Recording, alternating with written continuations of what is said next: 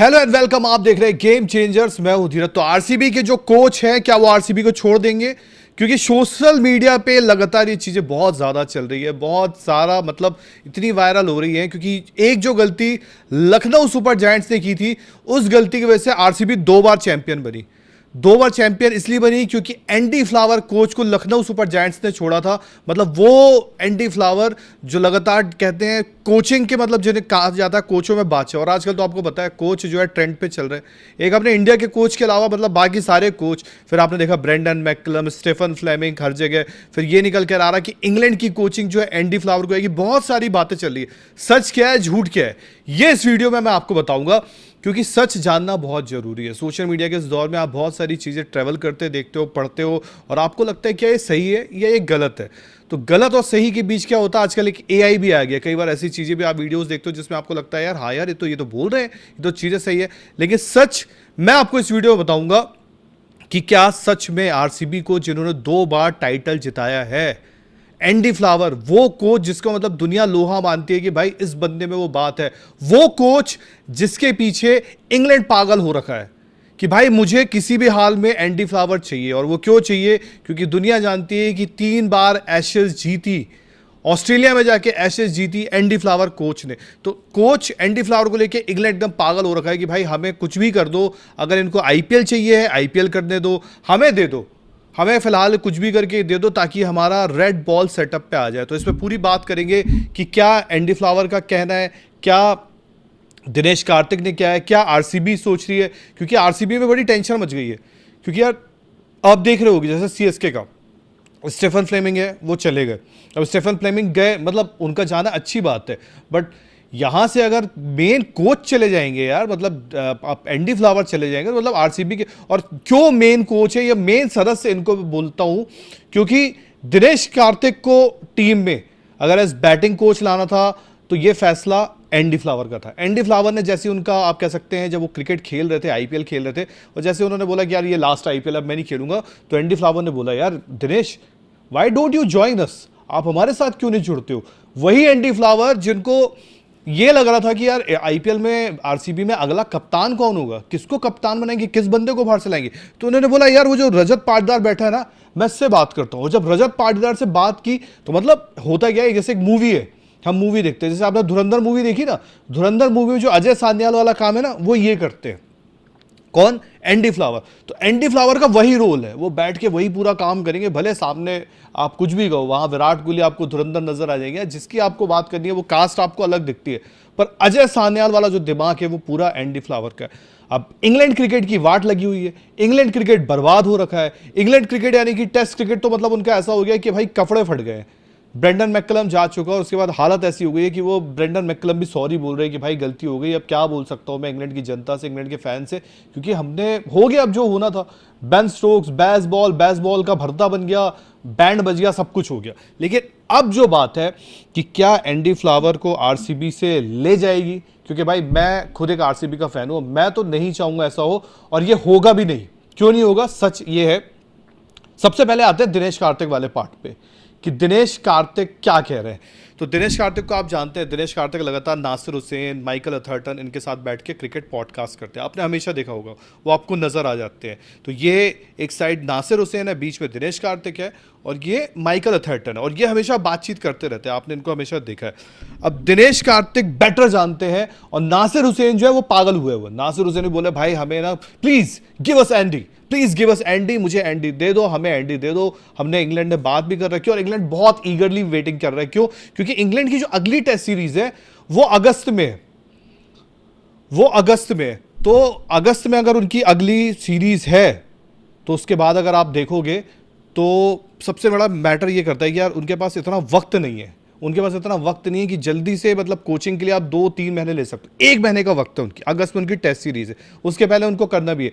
और आप ऑलरेडी इतने लो में चले हो कि न्यूजीलैंड घर पे पेल जाएगी। अगर पाकिस्तान के साथ आपकी सीरीज होती है, वो ऊपर नीचे हो गई, तो मतलब भाई फिर ये हो जाएगा कि कब्र के भी नीचे अगर कोई चीज होती है ना, वो कहते हैं ना फ्यूनरल जो हम लिखते हैं, या वो बोलचाल की जो भाषा में आता है कि भाई दफन कर दिया है, उसके नीचे वाली चीज भी होगी ना तो वो हो जाएगी। तो खैर वो वाली बात है। अब इंग्लैंड पीछे पड़ा एंडी फ्लावर के, लेकिन दिनेश कार्तिक ने इस पूरे कन्वर्सेशन के दौरान जो रियलिटी है वो नासिर हुसैन और माइकल अथर्टन के सामने रखी हो। माइकल अथर्टन, नासिर हुसैन लगातार इस चीज़ पर है। तो पहला पॉइंट जो उन्होंने रखा वो ये रखा कि एनडी, अब शायद देखो आज है साल 2026, जब एनडी ने इंग्लैंड की कोचिंग की थी तब वो साल 2000 अर्ली आप कह सकते हैं 2010, 2011, 2012 उस टाइम की बात चली थी, 14 वो उस टाइम का था जब वो ऐसे लगातार जाके जीत भी रहे थे, बहुत अच्छा कर रहे थे, उनकी टेस्ट क्रिकेट की टीम भी बहुत अच्छा कर रही थी उस वक्त। एलेस्टर कुक, यान बेल, मतलब वो टीम भी बड़ी खतरनाक होती थी, वो टीम अच्छा भी कर रही थी और एंडी फ्लावर का काफ़ी बड़ा रोल भी था।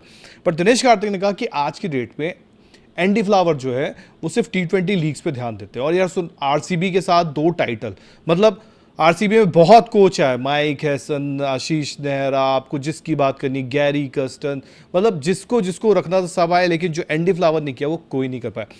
तो दिनेश कार्तिक कहते हैं कि आज के वक्त में एंडी काफ़ी क्लियर है अपने थॉट्स को लेके, अपने विजन को लेके काफ़ी क्लियर है कि यार वो ना अब ये T20 लीग्स करते हैं और उनका जो एक रिजल्ट का जो रिपोर्ट कार्ड है वो T20 लीग्स में बड़ा ही खतरनाक है, बड़ा ही खतरनाक है। वो दुनिया की जिस लीग में जाते हैं बात करते हैं और जीतते हैं, वहाँ से लगातार जीत कर आते हैं, मतलब ऐसा होता है कि यार उनको मास्टर कहा जाता है, कोचिंग की दुनिया में मास्टर कहा जाता है। इवन आज अगर आप पूछो सीएसके को भी कोच की जरूरत है, अगर सीएसके वालों से पूछोगे तो सीएसके वाले भी बोलेंगे कि भाई हमें एंडी फ्लावर जैसा कोच मिल जाए तो हमारी हम जो नीचे जा रहे हैं ना वो हम ऊपर चले जाएंगे, तो हमारे साथ भी चीज़ें अच्छी होगी। इवन मुंबई इंडियंस महिला जयवर्धन इनसे परेशान है, अगर उनको भी आज एंडी फ्लावर मिल जाए तो वो मतलब आप क्या कहूँ मैं, मतलब जिस तरह हार्दिक की डील हुई थी वो उस तरह तैयार हो जाएंगे कि हाँ हमें कोच दे दो, जो लगता है हम लेने को तैयार है। बट प्रॉब्लम ये है कि दिनेश कार्तिक ने यही कहा कि भाई साहब इनका जाना वहाँ बहुत मुश्किल है, क्योंकि सबसे बड़ी बात है वो अपने क्लियर है थॉट्स को लेके, और सबसे बड़ी बात है कि जिस तरह उनका रोल है, और उन्होंने एक लॉजिक दिया, बड़ा अच्छा लॉजिक दिया। लॉजिक क्या दिया? इंग्लैंड ने बोला है कि आप हमें दे दो, आप एशेज भी, आप आईपीएल भी कर लेना, आप इंग्लैंड की टेस्ट टीम भी संभाल लेना। पर दिनेश कार्तिक बोलते हैं कि जिस वक्त आईपीएल संभालना होगा, जैसे अभी हाल में आईपीएल चल रहा था, इंग्लैंड प्रिपरेशन कर रहा था, जैकब बैथल को लेके आपको याद आएगा बड़ी चीज़ें चली थी, वहाँ पे एलेस्टर कुक बैठ के बातें करते कि यार जैकब बैथल वहाँ क्या कर रहा है, उसको बेंच में बैठा हुआ है आईपीएल में, उसको जगह तो मिल नहीं रही है, तो ये यहाँ क्यों नहीं आ जाता खेलने, यहाँ क्यों नहीं आता। तो अगर आपको प्रिपरेशन करनी है आईपीएल से पहले, अगर आपकी टेस्ट की प्रिपरेशन चली हो तो एंडी फ्लावर तो यहाँ होंगे। पर चलो इंग्लैंड इस पर भी राजी हो गया, चलो इंग्लैंड ये बोला कि यार अगर आपको लगता है कि आपको प्रिपरेशन करनी है। पर मुझे एक बात बताओ, आज भी आईपीएल से पहले अगर एशेज होती है तो मेन प्लेयर जो होते हैं वो छोड़ के चले आते हैं। तो क्या इंग्लैंड क्रिकेट ये बोल देगा, जो एशेज में उनकी भद्द पिटी हुई है, जो एशेज में बर्बाद हो रखे हैं, क्या वो ये बोल देगा कि नहीं एक काम करो, एशेज में आप मत आओ, आप आईपीएल की कोचिंग कर लो, आप आरसीबी की कोचिंग कर लो? क्या वो हो सकता है? नहीं हो सकता। तो यही लॉजिक दिया है दिनेश कार्तिक ने कि इतना आसान नहीं है। और दूसरा उन्होंने साफ कहा, क्योंकि यार वो भी नोज बेटर एंडी फ्लावर, तो उन्होंने बोला आई विल बी सरप्राइज कि मैं सरप्राइज होऊंगा कि अगर ऐसा कुछ होता है। बट इस सब के बाद मैं एक चीज़ आपको और बताऊंगा लास्ट, जो खुद एंडी फ्लावर ने बोली, और ये आज की बात नहीं है, पुरानी बात है। एंडी फ्लावर ने बहुत साल पहले की अगर मैं आपको बताऊं, एंडी फ्लावर ने ये जो रिद्धिमा पाठक जी के साथ एक पॉडकास्ट किया था, उस दौरान की ये बातचीत है, कन्वर्सेशन है, उस पर ये बात रखी गई थी। तो ये तस्वीरें आप जो देख रहे हैं उसी कन्वर्सेशन की है। तो इस दौरान एंडी फ्लावर ने ना मतलब एक बहुत बड़ी चीज़ कही थी जो आज के लिए लागू होती है। एंडी फ्लावर ने ये कहा था कि जब मैं इंग्लैंड का टेस्ट टीम संभाल रहा था तो हुआ ये कि वाइट बॉल भी मुझे थोड़ा सा पहले था, फिर बाद में हुआ कि एशली जाइल्स आ गए, वाइट बॉल इंग्लैंड के संभाल रहे थे, मैं संभाल रहा था रेड बॉल। बट होता यह था कि रेड बॉल में तो बहुत ज़्यादा वहाँ पे चीज़ें चल रही थी कि ओके ये है वो है, वाइट बॉल में कुछ खराब होता था तो कोई बात ही नहीं होती थी, रेड बॉल में सारी चीज़ें, मतलब सारा बर्डन मेरे पे आता था। उन्होंने बोला एक जो स्प्लिट कोचिंग थी ये वर्क नहीं कर रही थी, क्योंकि टीम तकरीबन सिमिलर होती थी, रेड बॉल वाइट बॉल की, ये काम नहीं कर रहा था, और मेरी गलतियां मेरी होती थी, लेकिन वाइट बॉल की गलतियां वो वाइट बॉल के कोच की नहीं होती थी, एशली जाइल्स की नहीं होती थी। तो उन्होंने बोला थोड़ा एक मेरे साथ भेदभाव काइंड ऑफ चीज़ें भी होती थी जो शायद मुझे समझ में नहीं आ रही थी। दूसरी बात, हम दोनों के बीच जो ये काम चला था वो वर्क नहीं कर रहा था, फ्रिक्शन था हमारे बीच, उतनी चीज़ें स्मूथली नहीं हो रही थी। और इन द एंड जब उन्होंने बोला कि एशेज में आए थे, उन्होंने बोला हम 4-0 5-0 हार गए थे, जब हम एशेज में बुरी तरह हार गए थे, तो मैंने कोचिंग से वहाँ पे इस्तीफ़ा दे दिया था। और मेरा कोचिंग से इस्तीफ़ा देने का सबसे बड़ा रीज़न यही था कि मुझे उस टनल में, जो एक इंग्लिश का वर्ड है, कि उस टनल पे मुझे अंधेरा ही दिख रहा था, उजाला नहीं दिख रहा था। तो साफ सी बात है कि आज भी इंग्लैंड जो है एंडी फ्लावर को रेड बॉल की कोचिंग दे रहा है, यानी कि एक तरफ ब्रेंडन मैककलम व्हाइट बॉल में होंगे, एक तरफ एंडी फ्लावर होंगे रेड बॉल में। तो यार ये फिर से वापस जो आप साल 2026 में साल 2010, 11, 12, 13 वाला टेन्योर की याद दिला देगा। तो जब ऑलरेडी उस इंसान ने बोल दिया है कि यार मैं ये चीज़ पे वर्क नहीं कर पाऊंगा तो बड़ा मुश्किल।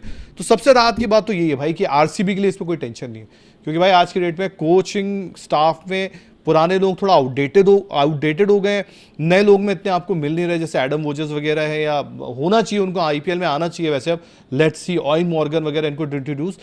लेकिन अगर इंग्लैंड को एक अच्छा कोच चाहिए तो मेरी एक ही बात होगी कि यार जब इंग्लैंड को इतना अच्छा कोच चाहिए तो उनके पास एलिस्टर कुक रहे, जोनाथन ट्रॉट, यार why don't you go for them.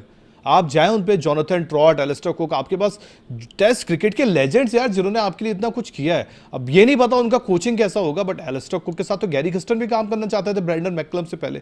तो लेट्स सी आगे क्या होता है। लेकिन सबसे बड़ा सच यही है भाई, आरसीबी से एंडी फ्लावर नहीं जाएंगे। तो ये जो झूठ फैला रही है दुनिया, इस पे मत फंसना। वीडियो को लाइक करना, चैनल को सब्सक्राइब करना। बाकी चलते हैं, मिलते हैं। जय हिंद, जय भारत।